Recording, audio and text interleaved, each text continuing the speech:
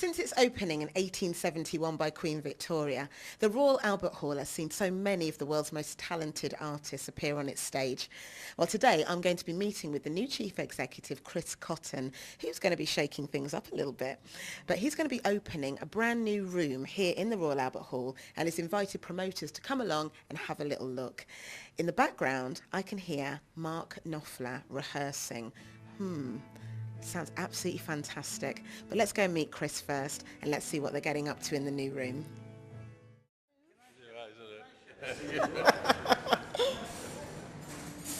That's it, a cheek each will be all right. Okay. The seat doesn't have to actually even be in shot, does it? You might need it a bit lower, a bit higher than me. Okay, you sit down first and I'll just sit wherever you want. Okay, so can you give me a little tinkle on the ivories first, just as a warm-up? On this piano or your ivories? What? You say my teeth are big. Well, they are, but we just I can't believe you're being so rude. On the wonderful Elton John piano. Come on then, give me a little tinkle.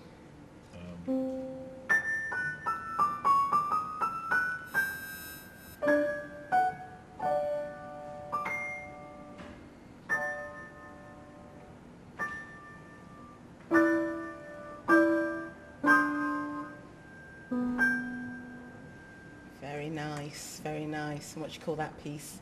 Oh, badly played, Chris Cottrell. So let's talk about what you do well. So you're the new Chief Executive at the Royal Albert Hall. I was just really honoured to be able to come down here and talk to you and meet you. It's got to be a really wonderful job. What's it like to work at the Royal Albert Hall? It's one of the most wonderful experiences you can have in your life, and I love every minute of it. And all that goes on in it. Excellent. So before you're working, I'm after your credentials. I am an architect by profession. Had my own architectural practice. I worked in India, London, all sorts of different places, doing lots of different things. I've always had a great love of the arts in general and music in particular. And I really felt that as I got to the end of my career, I could contribute something wonderful to the Albert Hall. It is a magnificent building. I mean, I remember that in the song A Day in a Life by the Beatles, they muse about how many holes it takes to fill the Albert Hall. Do you know yet?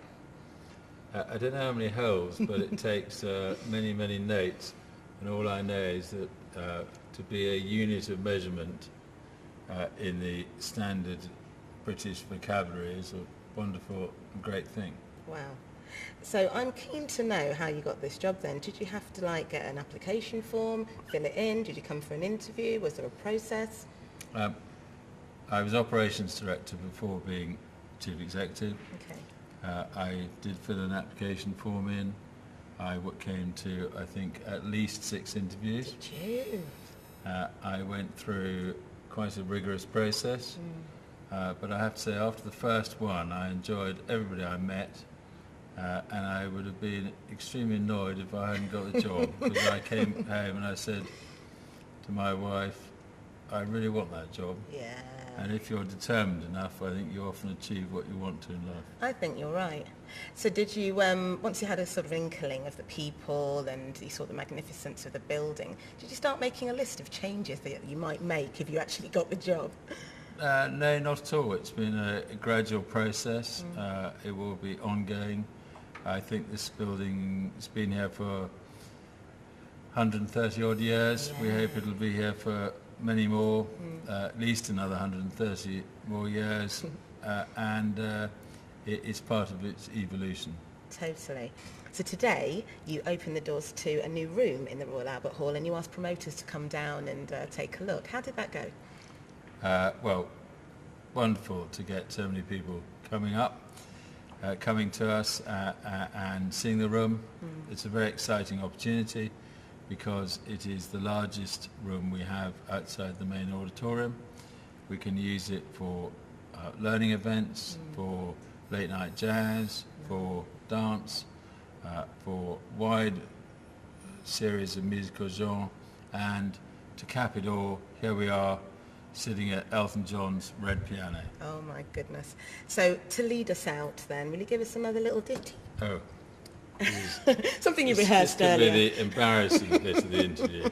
But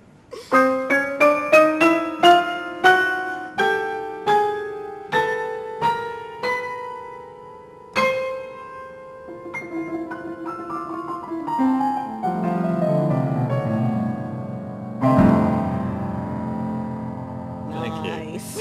Thanks, Chris. I'm in one of the UK's most distinctive and treasured buildings with a circumference of 810 feet, dimensions of 240 to 270 feet. I can only be talking about one building. It is, of course, the terracotta wonder that is the Royal Albert Hall.